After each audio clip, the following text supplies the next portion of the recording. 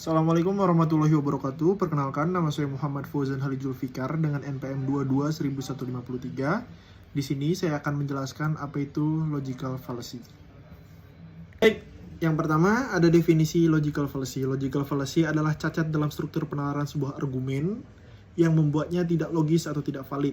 Meskipun terkadang terdengar meyakinkan di permukaan, ini bukan tentang fakta yang salah, melainkan tentang bagaimana fakta-fakta atau premis-premis tersebut dihubungkan untuk mencapai sebuah kesimpulan. Ibarat sebuah jembatan, logical fallacy adalah retakan atau kerusakan pada fondasi jembatan tersebut, sehingga meskipun permukaannya terlihat bagus, jembatan itu tidak aman untuk dilewati. Baik, selanjutnya ada contoh-contoh logical fallacy. Yang pertama, menyerang pribadi. Fallacy ini terjadi ketika seseorang menyerang karakter, motif, atau atribut pribadi lawan bicara, alih-alih membahas substansi argumen yang disampaikan, melainkan mereka menyerang pribadi lawan bicaranya. Tujuannya adalah untuk mendiskreditkan argumen dengan mendiskreditkan orangnya secara pribadi. Lalu yang kedua, ada manusia jerami.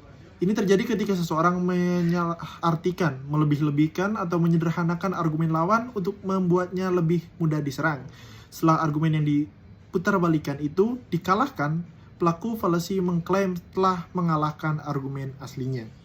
Lalu selanjutnya ada dilema palsu atau dikotomi palsu. Fallacy ini menyajikan hanya dua pilihan sebagai satu-satunya kemungkinan yang ada.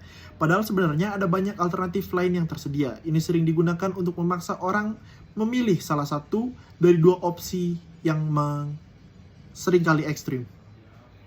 Lalu ada generalisasi terburu-buru. Ini adalah ketika seseorang menarik kesimpulan yang luas atau umum berdasarkan bukti yang tidak cukup kuat atau hanya beberapa kasus yang tidak representatif. Logical fallacy yang diperbolehkan dalam penalaran hukum yang pertama adalah rujukan ahli.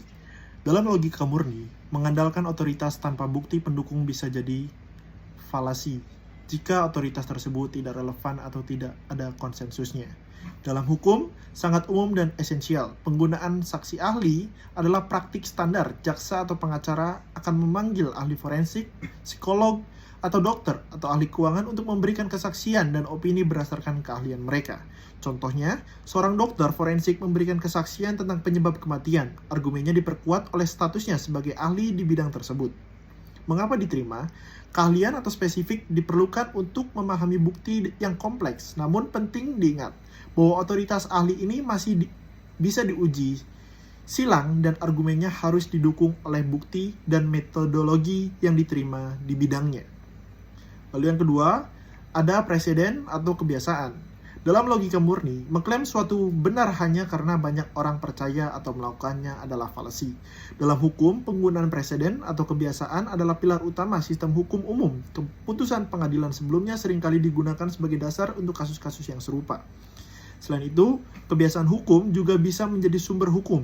Contohnya, pengacara berargumen bahwa hakim harus mengikuti putusan kasus sebelumnya yang memiliki fakta serupa, atau pengacara berargumen bahwa suatu praktik bisnis tertentu adalah kebiasaan yang berlaku di industri tersebut. Mengapa diterima? Ini memberikan konsistensi, prediktabilitas, dan kepastian hukum, meskipun bukan suatu kebenaran dalam arti yang logis murni. Ini adalah dasar untuk stabilitas sistem hukum di Indonesia.